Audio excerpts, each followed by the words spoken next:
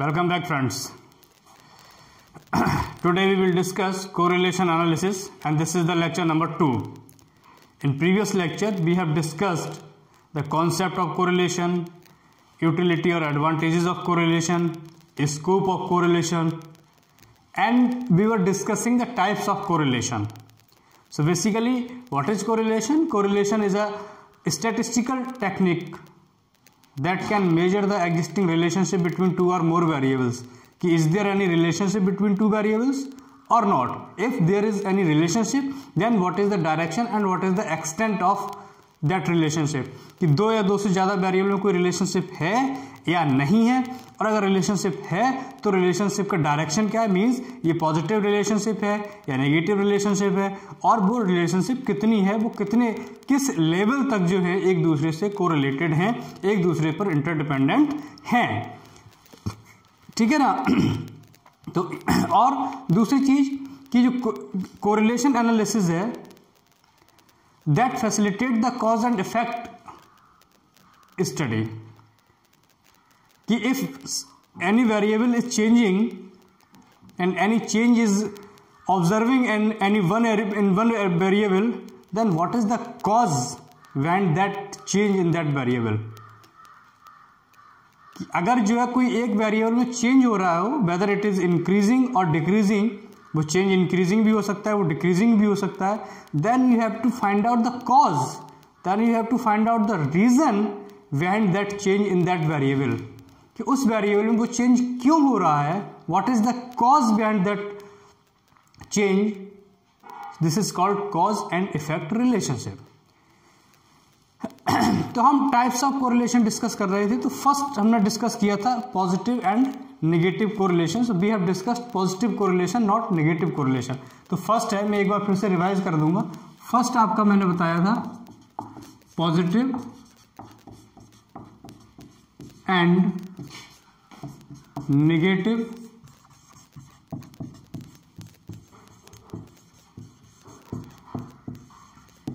Correlation. Positive correlation मैं already बता चुका हूं एक एग्जांपल के साथ भी, लेकिन फिर भी मैं एक बार फिर बता देता हूं कि पॉजिटिव कोरिलेशन क्या है, कि when two variables deviate and move in the same direction, this is called positive correlation. There is a positive relationship between two variables, कि अगर दो वेरिएबल में जो चेंज हो रहा है वो एक ही डायरेक्शन में है, कि या तो दोनों वेरिएबल इंक्रीज हो रहे हैं या दोनों वेरिएबल डिक्रीज हो रहे हैं, तो उनके बीच में जो रिलेशनशिप है उसको क्या कहोगे, they are positively correlated with each other, वो एक दूसरे से पॉजिटिवली कोरिलेटेड है। कि जैसे मैंने एग्जांपल दिया कि if income is increasing then corresponding demand is also increasing. तो हमने दो वेरिएबल ले लिए, एक इनकम ले लिया, एक डिमांड ले लिया। हमने कहा इनकम भी इंक्रीज हो रही है और इनकम के इंक्रीज होने से डिमांड इंक्रीज हो रही है, तो इफेक्ट क्या है, इंक्रीज इन डिमांड। लेकिन उसका कॉज क्या है, उसका कॉज है इंक्रीज इन इनकम, की इनकम इंक्रीज हो रही है, that is why demand is also increasing. तो जब या इसका उल्टा भी हो सकता है, if income is decreasing then demand will also decrease, कि अगर इनकम किसी की कम होगी तो उसकी डिमांड भी कम होगी, उसकी परचेजिंग पावर कम होगी। तो अगर इनकम इंक्रीज करोगे तो डिमांड भी इंक्रीज होगी, अगर इनकम डिक्रीज करोगे तो डिमांड भी डिक्रीज होगी। तो दोनों ही केस में आप देखिए कि जो दोनों वेरिएबल में चेंज हो रहा है, इनकम में और डिमांड में, वो एक ही डायरेक्शन में है, either both variables are increasing और डिक्रीजिंग, या तो वो दोनों वेरिएबल इंक्रीज हो रहे हैं या दोनों वेरिएबल डिक्रीज हो रहे हैं। तो इस तरीके की रिलेशनशिप को हम बोलते हैं पॉजिटिव कोरिलेशन। नेगेटिव कोरिलेशन क्या होता है, मैं एक बार पॉजिटिव कोरिलेशन फिर से लिख देता हूं, एग्जांपल मैंने आपको समझा दिया है। तो क्या होगा, अगर हम कहें if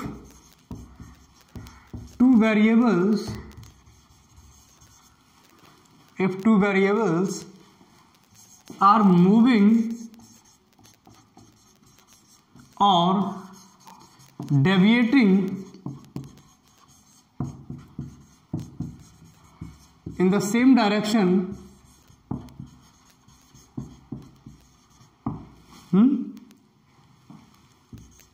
either both variable either both variables will be increasing or decreasing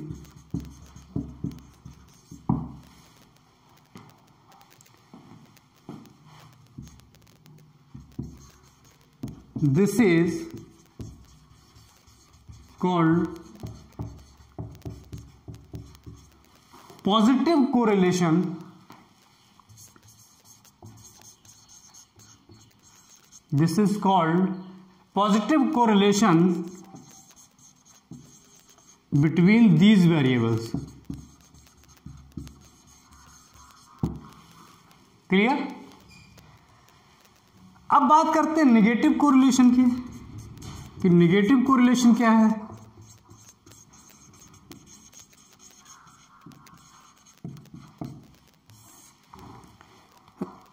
तो नेगेटिव कोरिलेशन इसका अपोजिट कर सकते हो कि when two variables are moving और deviating in the opposite direction, एक बढ़ रहा है तो दूसरा घट रहा है ना। व्हेन टू वेरिएबल्स डेविएट और move in the opposite direction, that is called negative correlation. तो मैं ये भी लिख देता हूं कि व्हेन टू वेरिएबल मूव और deviate in the opposite direction,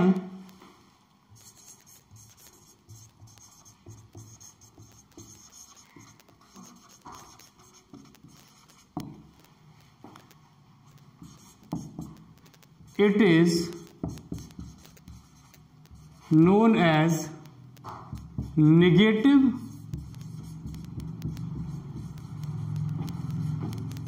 correlation between these variables. This is called negative correlation between these variables. अब इसका हम एक एग्जांपल लेते हैं। For example,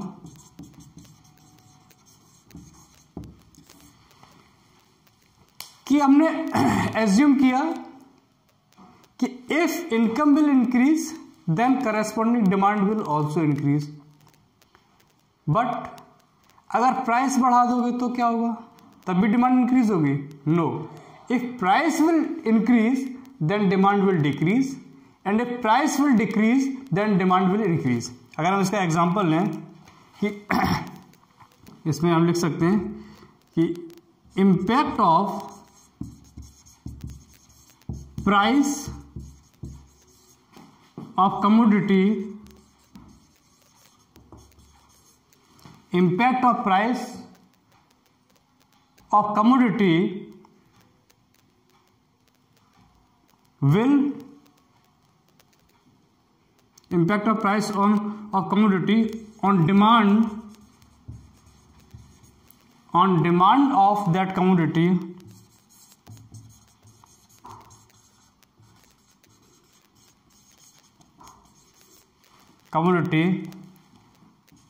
will inversely affect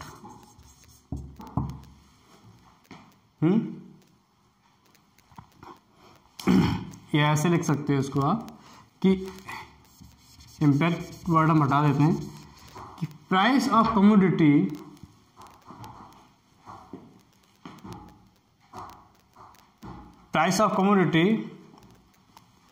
ऐसे लिखो इसे आप,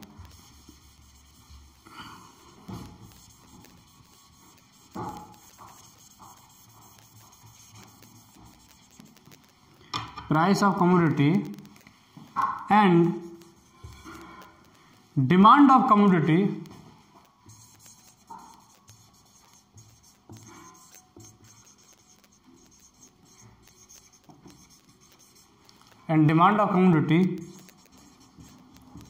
have an inverse relationship. Price of commodity and demand of commodity have an inverse relationship. जैसे कि मान लीजिए आपने दो वेरिएबल ले लिए, एक ले लिया प्राइस ऑफ कमोडिटी, इससे वेरिएबल एक्स मान लिया, और दूसरा ले लिया आपने डिमांड, इसको वाई वेरिएबल मान लिया। ठीक है, अब देखिए क्या है कि जब प्राइस इंक्रीज होगी तो डिमांड हमारी डिक्रीज होगी। सपोज कि जब प्राइस किसी कमोडिटी का ₹100 है तो उसकी डिमांड जो है वो 50 यूनिट्स की है। डिमांड मान लीजिए यूनिट्स में दी हुई है। When the price of a commodity is ₹100, in that case the demand of the same commodity is for 50 units। कि जब 100 रुपए है उस कमोडिटी की प्राइस तो उस कमोडिटी की डिमांड है 50 यूनिट की। ठीक, अब हमने प्राइस बढ़ा के उसका 120 कर दिया। पहले 100 रुपए का था, अब वो 120 कर दिया। तो दिस चेंज या this increase in price of that commodity will result into the corresponding decrease in the demand of the same commodity। कि जो हमने इस प्राइस में चेंज किया है, इंक्रीज किया है, उसका डिमांड पर क्या प्रभाव पड़ेगा? डिमांड पर यह प्रभाव पड़ेगा कि डिमांड उसकी कम हो जाएगी। आप कोई सब्स्टिट्यूट प्रोडक्ट यूज करोगे, है ना? अगर कोई एक प्रोडक्ट की आपने प्राइस बहुत ज़्यादा बढ़ा दी है तो आप क्या करोगे? उसको परचेज ना करके उसका कोई सब्स्टिट्यूट प्रोडक्ट है उसको आप यूज़ करोगे। तो इसकी डिमांड हो गई 45 यूनिट्स की। फिर से हमने फर्दर डिमांड उसकी इन प्राइस उसकी बढ़ा के 130 कर दिया तो उसकी डिमांड फिर से कम हो गई और 40 यूनिट्स पे आ गई।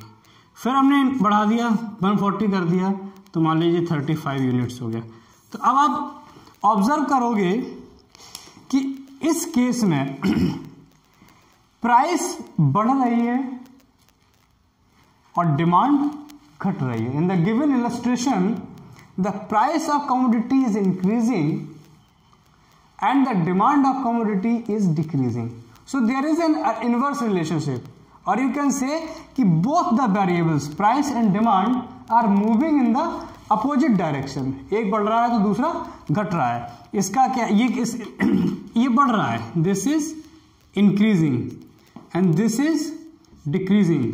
सो both the variables, you will see both the variables are moving in the opposite direction. Price is increasing, price is going upward and demand is going downward. So both the variables are moving in the opposite direction. So you can say in this given illustration, price of commodity and the demand of commodity are negatively correlated. Price of commodity and demand of commodity are negatively correlated. Relationship है but negative. Income और demand में पहले हमने समझा income और demand में relationship थी but positive, but price और डिमांड में भी रिलेशनशिप है but negative. So this is positive and negative correlation. I hope कि ये क्लियर हो गया होगा। तो फर्स्ट टाइप ऑफ कोरिलेशन आपको क्लियर हो गया, this is positive and negative. अब हम we will moving on to another type of correlation. इसको मैं साफ कर देता हूँ, ये आप नोट कर लेना।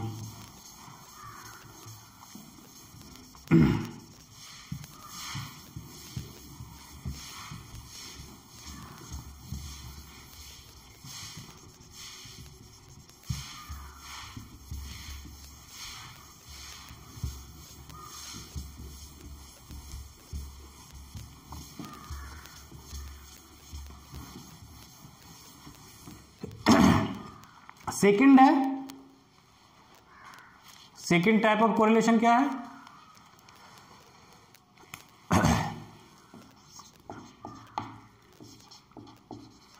लीनियर एंड कर्वीलीनियर, और कर्वीलीनियर को नॉन लीनियर भी कहते हैं, और non linear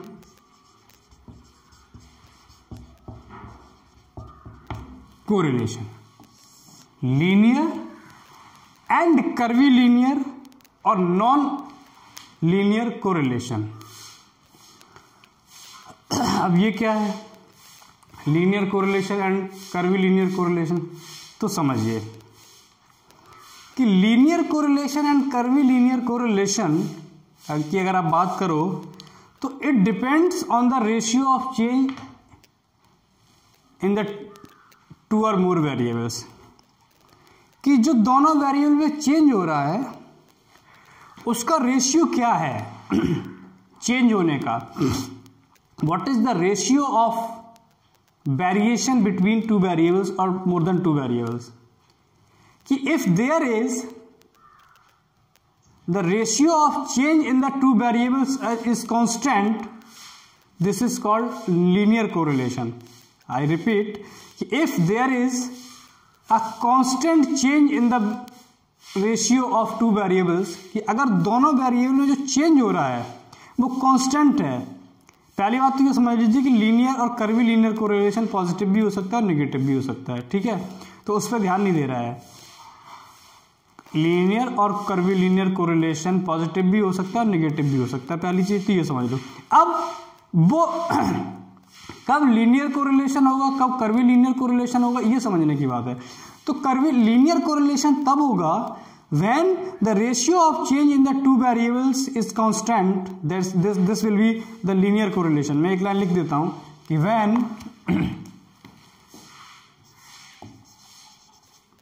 ratio of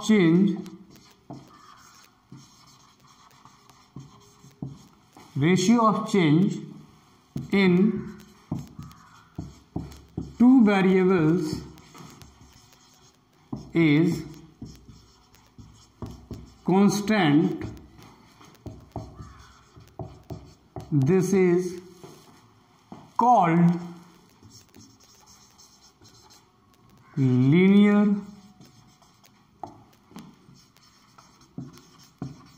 correlation। For example, अब मैं एग्जाम्पल ही दूंगा।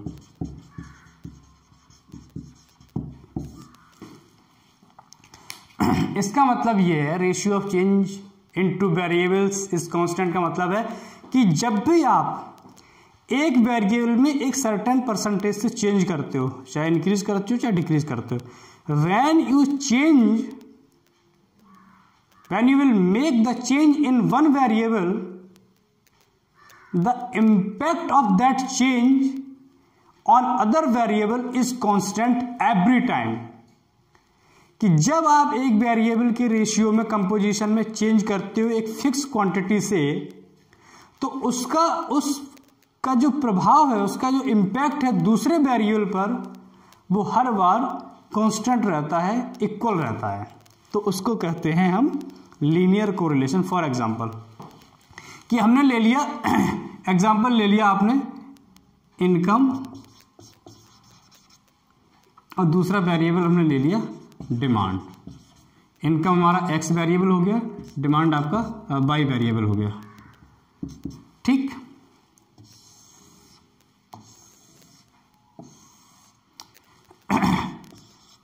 इनकम रुपीज में दी हुई है, पहले मान लीजिए 100 रुपीज थी, उस केस में डिमांड जो है आपकी 60 यूनिट्स की थी, ये यूनिट्स में दिया हुआ है डिमांड, और ये रुपीज में दी हुई है इनकम, ठीक।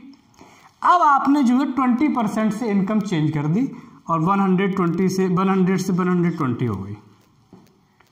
तो जब हमने 20 रुपीज इनकम बढ़ा दी तो उसका डिमांड पर इम्पैक्ट क्या पड़ा, डिमांड जो है आपकी मान लीजिए 5 यूनिट से इंक्रीज हो गई, 60 से 65 यूनिट्स हो गई, ठीक। उसके बाद फिर से हमने डिमांड को, इनकम को 20 रुपीज से बढ़ा के 140 कर दिया, तो डिमांड फिर से 5 यूनिट्स की इंक्रीज हो गई, 70 यूनिट्स की हो गई। फिर हमने इनकम को 160 कर दिया, 20 रुपीज से फिर बढ़ाया, तो ये 75 यूनिट्स हो गया। फिर हमने इनकम को 180 कर दिया, फिर से 20 रुपीज हमने इंक्रीमेंट किया, तो ये डिमांड हमारी 80 यूनिट्स की हो गई। फिर हमने इनकम को 200 कर दिया, तो हमारी डिमांड जो है 85 यूनिट्स की हो गई। अब आप ऑब्जर्व करोगे, नाउ यू विल ऑब्जर्व कि आप एक फिक्स्ड परसेंटेज से आपने इनकम को इंक्रीज किया है। पहले 100 था तो डिमांड हमारी थी 60 यूनिट्स की, फिर आपने 20 रुपीज़ से बढ़ाया तो डिमांड आपकी 5 यूनिट्स की फिर से बढ़ गई, फिर हमने 20 रुपीज़ से बढ़ाया फिर 5 यूनिट्स की बढ़ गई, फिर 20 रुपीज़ बढ़ाई इनकम, फिर 5 यूनिट इंक्रीज हो गया डिमांड में, फिर 20 रुपीज़ बढ़ाया फिर 5 यूनिट के डिमांड में इंक्रीमेंट हो गया, और फिर हमने 20 रुपीज़ बढ़ाया तो फिर से डिमांड हमारी 5 यूनिट से बढ़ गई। तो you will see that every time you are increasing income by ₹20, it has the corresponding impact on the demand of units is constant, that is 5 units। कि जब भी आप 20 रुपए से इनकम बढ़ा देते हो तो आपकी डिमांड हमेशा जो है 5 यूनिट बढ़ जाती है। So in this illustration income and demand has a linear correlation, they are linearly correlated, income and demand are linearly correlated because the ratio of change in income and demand is constant, right? तो ये तो हो गया linear correlation. अब बात करते हैं curvilinear और नॉन लीनियर कोरिलेशन की। तो इसका हम अपोजिट लिख सकते हैं, ये तो क्लियर हो गया। अब second thing, when ratio of change in two variables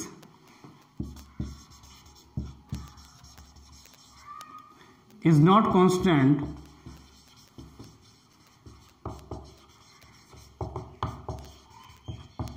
this is called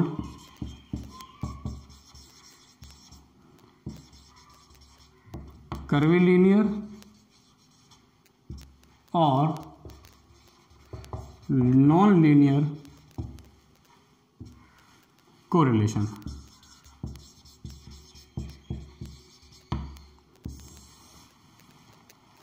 When ratio of change in two variables is not constant, this is called curvilinear और non-linear correlation। ठीक है, when the ratio of change in two variables is not constant, this is called curvilinear और non-linear correlation। इसी को ले लेते हैं, income rupees में दी हुई है, वेरिएबल एक्स हो गया, और डिमांड ये वेरिएबल वाई हो गया, और डिमांड दी हुई है यूनिट्स में। ठीक, मान लीजिए पहले इनकम आपकी 100 रुपीज़ थी, तब डिमांड आपकी 60 यूनिट्स की थी। फिर हमने इनकम को 20 रुपीज़ से बढ़ा दिया, 120 हो गया, डिमांड मान लीजिए आपकी होगी 70 यूनिट्स की। फिर हमने 140 कर दिया, डिमांड होगी 75 यूनिट्स की। फिर हमने 160 कर दिया, डिमांड मान लीजिए आपकी होगी 85 यूनिट्स की। फिर आपने 180 कर दिया, डिमांड आपकी होगी 90 यूनिट्स की। तो आप देखिए कि जो अब यहाँ रेशियो ऑफ चेंज है, दिस इज़ नॉट कॉन्स्टेंट। कि पहले हमने 20 रुपीज़ से इनकम बढ़ाई तो डिमांड आपकी 10 यूनिट से इंक्रीज हो गई। फिर आपने इनकम 20 रुपये से बढ़ाई तो फिर 10 की जगह 5 यूनिट से डिमांड इंक्रीज हुई। फिर आपने 20 रुपीज़ से इनकम बढ़ा दी तो फिर डिमांड जो है 5 की बजाय 10 यूनिट इंक्रीज हो गई। फिर आपने 20 रुपये फिर से आपने इनकम बढ़ा दी तो डिमांड जो है 10 यूनिट की जगह 5 यूनिट इंक्रीज हो गई। तो यू विल सी कि यहाँ पर इनकम और डिमांड का जो रेशियो ऑफ चेंज है दिस इज नॉट कांस्टेंट। एक बार 20 रुपये से आपने इनकम बढ़ाई तो 10 यूनिट बढ़ गया, फिर 20 रुपये से बढ़ाई तो 5 यूनिट बढ़ा, फिर 20 रुपये से बढ़ाई तो 10 यूनिट बढ़ा, फिर 20 यूनिट से बढ़ाई तो 5 रुपये बढ़ा। तो आप देखोगे कि ratio of change is fluctuating, this is not constant. In the second scenario the ratio of change in demand and income is not constant, this is fluctuating. तो जब रेशियो ऑफ चेंज कांस्टेंट नहीं होगा, fluctuating होगा, तो उसको बोलोगे आप curvilinear और non linear correlation. I hope कि ये भी आपको क्लियर हो गया होगा। अब चलते हैं तीसरे टाइप के कोरिलेशन पे। इसको मैं साफ कर देता हूं, आप नोट कर सकते हैं।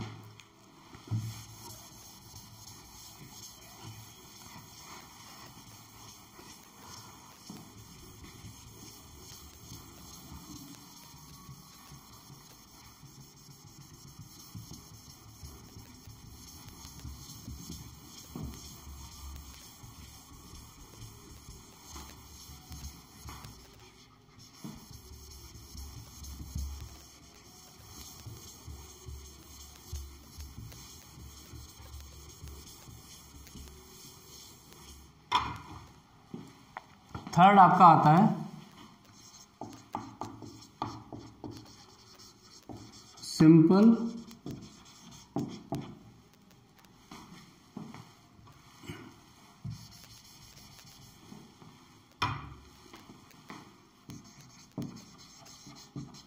Multiple and partial correlation.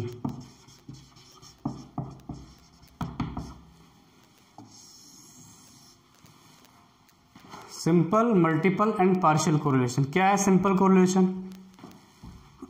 तो समझ लीजिए आप, when we study the relationship between only two variables or facts,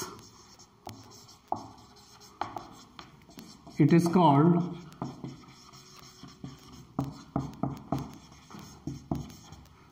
simple correlation।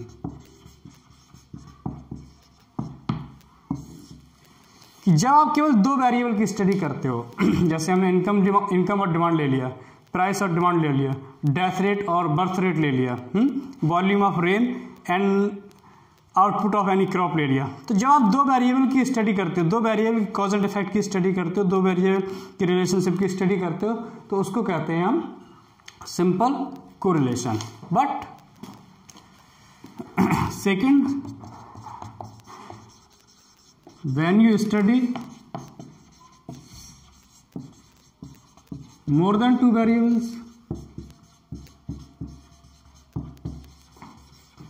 it is called multiple correlation।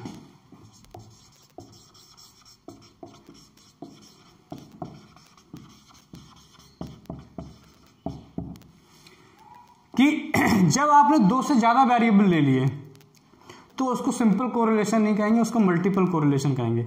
For example, आपने एक वेरिएबल ले लिया volume of rain, this is variable number 1, ठीक है। दूसरा वेरिएबल हमने ले लिया आउटपुट ऑफ पैडी, यानी धान का उत्पादन। ये तो हमारी हो गई क्या, बारिश की मात्रा, ठीक। ये हमारा हो गया धान की पैदावार।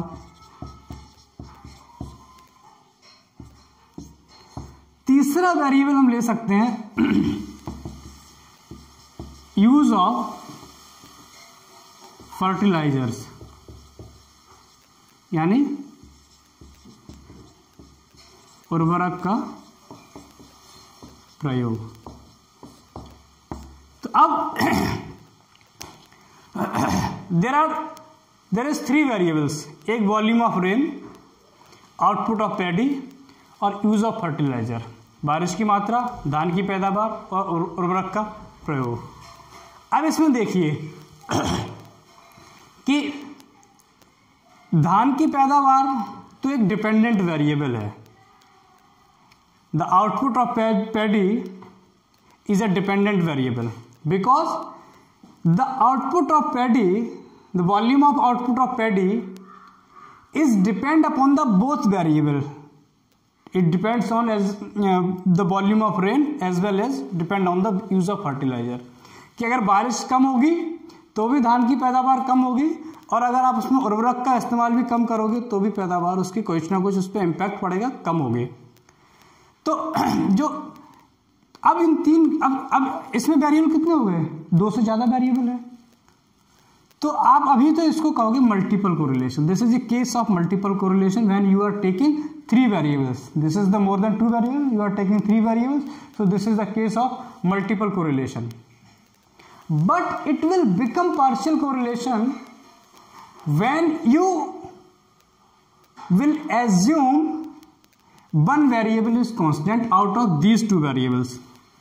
ये तो डिपेंडेंट है, it is the dependent variable.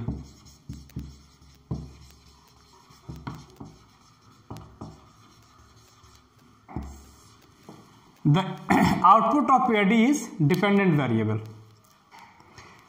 Volume of rain and use of fertiliser ये इंडिपेंडेंट वेरिएबल है। बिकॉज इंडिपेंडेंट वेरिएबल क्या, डिपेंडेंट और इंडिपेंडेंट वेरिएबल क्या होते हैं?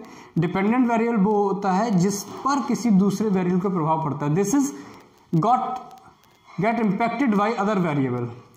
और इंडिपेंडेंट वेरिएबल वो होता है जो दूसरे वेरिएबल को प्रभावित करता है। अब यहाँ वॉल्यूम ऑफ रेन तो इंडिपेंडेंट है, क्यों? क्योंकि धान की पैदावार इस पर निर्भर करती है कि धान की पैदावार कम होगी या ज्यादा होगी। ये किस पर डिपेंड है? वॉल्यूम ऑफ रेन पर, ना कि वॉल्यूम ऑफ रेन डिपेंड नहीं है इस पर, ये डिपेंड है वॉल्यूम ऑफ रेन पर। तो ये तो हो गया हमारा इंडिपेंडेंट वेरिएबल।